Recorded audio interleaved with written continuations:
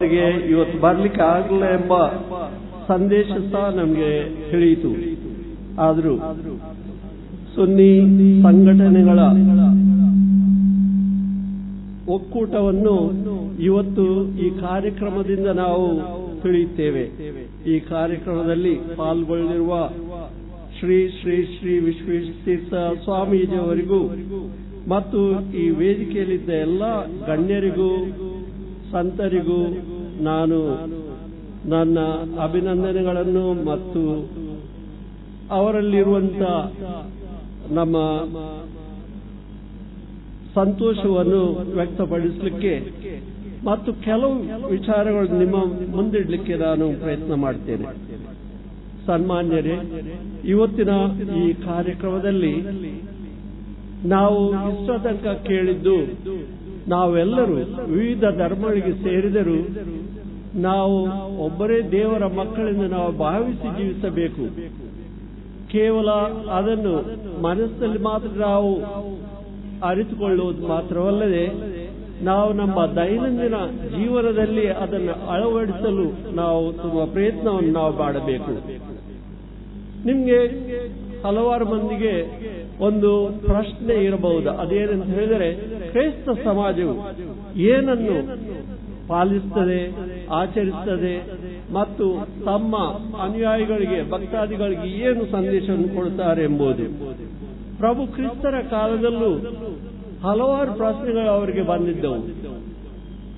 ಶಾಸ್ತ್ರಿಗಳು ಮತ್ತು ಧಾರ್ಮಿಕ ಮುಖಂಡರು ಅವರಲ್ಲಿ ಕೇಳಿದ್ದುಂಟು, ಸ್ವರ್ಗಲೋಕವನ್ನು ಪಡೆಯಬೇಕಾದ್ರೆ ನಾವು ಏನು ಮಾಡಬೇಕು? ಪ್ರಭು ಕ್ರಿಸ್ತರು ಕೊಟ್ಟ ಉತ್ತರ ಇಷ್ಟೇ: ದೇವರನ್ನು ಪ್ರೀತಿಸು, ನಿನ್ನ ನೆರೆಯವನನ್ನು ಪ್ರೀತಿಸು. ಇದರಲ್ಲಿ ಎಲ್ಲ ಪ್ರವಾದಿಗಳ ತತ್ವದ ಸಾರ ಮತ್ತು ಹಿಂದಿಂದ ಅವರು ಪಾಲಿಸಿಕೊಂಡು ಬಂದ ಧರ್ಮದ ತಿರುಳು ಆಗಿದೆ ಅಂತ ಹೇಳಿದರು. ಆದ್ದರಿಂದ ಮನುಷ್ಯನು ಯಾವಾಗ ತನ್ನ ಸ್ವಾರ್ಥತೆಯನ್ನು ಬಿಟ್ಟು ಪರರಿಗೋಸ್ಕರ ಯಾವಾಗಲೂ ತನ್ನ ಸೇವೆಯನ್ನು ಮಾಡಲಿಕ್ಕೆ ಮುಂದೆ ಬರುತ್ತಾನೆ, ಆ ಸಮಯದಲ್ಲಿ ಮಾತ್ರ ನಮ್ಮ ಈ ಭೂಮಿಯಲ್ಲಿ ಶಾಂತಿ ಸಮಾಧಾನವು ಬೇರೂರಿತು ಮತ್ತು ಅದರಿಂದ ಬರುವಂತ ಎಲ್ಲ ವಿಚಾರಗಳನ್ನು ನಮ್ಮ ಜೀವನಕ್ಕೆ ನಾವು ಅಳವಡಿಸಬಹುದು. ಯಾವಾಗ ಶಾಂತಿ ಸಮಾಧಾನ ಇದೆಯಾ, ಅಲ್ಲಿ ದೇವರು ಇದ್ದಾನೆ.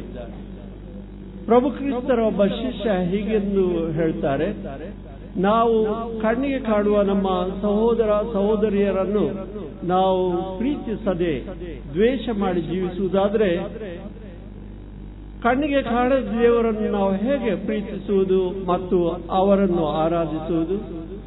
ಯಾರು ತನ್ನ ನೆರೆಕರೆಯವರನ್ನು ಪ್ರೀತಿಪೂರ್ವಕವಾಗಿ ಕಾಣ್ತಾನ, ಅವನು ದೇವರಲ್ಲಿ ವಿಶ್ವಾಸ ನಂಬಿಕೆ ಇರಿಸುವವನಾಗಿದ್ದಾನೆ. ಆದ್ದರಿಂದ ಇವತ್ತಿನ ಈ ಮಾನವತಾ ಸಮಾವೇಶದಲ್ಲಿ ನಮಗೆ ಸಿಗುವಂತಹ ಸಂದೇಶ ಇಷ್ಟೇ: ನಾವು ಪ್ರತಿಯೊಬ್ಬರು ಯಾವ ಧರ್ಮದಲ್ಲಿ ನಾವು ಇದ್ದರೂ ನಾವು ದೇವರ ಮಕ್ಕಳು, ಸಹೋದರ ಸಹೋದರಿಯರು ನಾವು. ಆದ್ದರಿಂದ ನಾವು ನಮ್ಮ ಸಹೋದರ ಸಹೋದರಿಯರನ್ನು ಪ್ರೀತಿಸುವುದಂತ ಹೇಳಿದರೆ ದೇವರಿಗೆ ನಾವು ನಮ್ಮ ಪ್ರೀತಿಯನ್ನು ಮತ್ತು ನಮ್ಮ ಆ ವಿನಯಶೀಲತೆಯನ್ನು ನಾವು ಪ್ರಕಟಿಸುವುದಾಗಿದೆ. ಆದ್ದರಿಂದ ಇವತ್ತಿನ ಈ ಸಮಾರಂಭವನ್ನು ಇಲ್ಲಿ ನಡೆಸಿ ನಾಳೆಯಿಂದ ಒಂದು ಮಾನವತಾ ಮೆರವಣಿಗೆಯನ್ನು ಮಂಗಳೂರಿನಿಂದ ಟ್ರಿವೆಂಡ್ರಂ ತನಕ ಮತ್ತು ಇನ್ನು ತಮಿಳುನಾಡಿನಲ್ಲೂ ಸಹ ಕೆಲವೊಂದು ಕಡೆಗಳಲ್ಲಿ ಇಂತಹ ಕಾರ್ಯಕ್ರಮವನ್ನು ನೆರವೇರುವುದು ನಿಜವಾಗಿಯೂ ನಮಗೆ ಸಂತೋಷ ಕೊಡ್ತದೆ. ನಮ್ಮ ಮನಸ್ಸಲ್ಲಿ ಒಂದು ತರದ ಭದ್ರತೆಯನ್ನು ಕೊಡ್ತದೆ. ನಾವೆಲ್ಲರೂ ಒಂದೇ ದೇವರ ಮಕ್ಕಳು.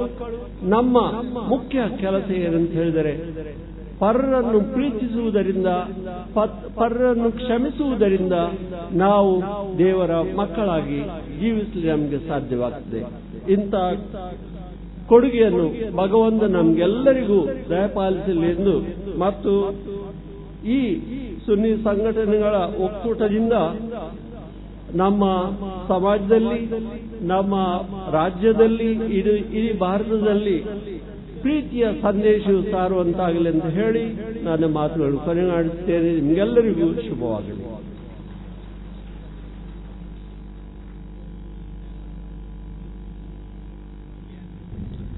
ಧನ್ಯವಾದಗಳು ವಿಕಾರಿ ಜನರಲ್ ಫಾದರ್ ಡೆನಿಸ್ ಪ್ರಭುರವರಿಗೆ.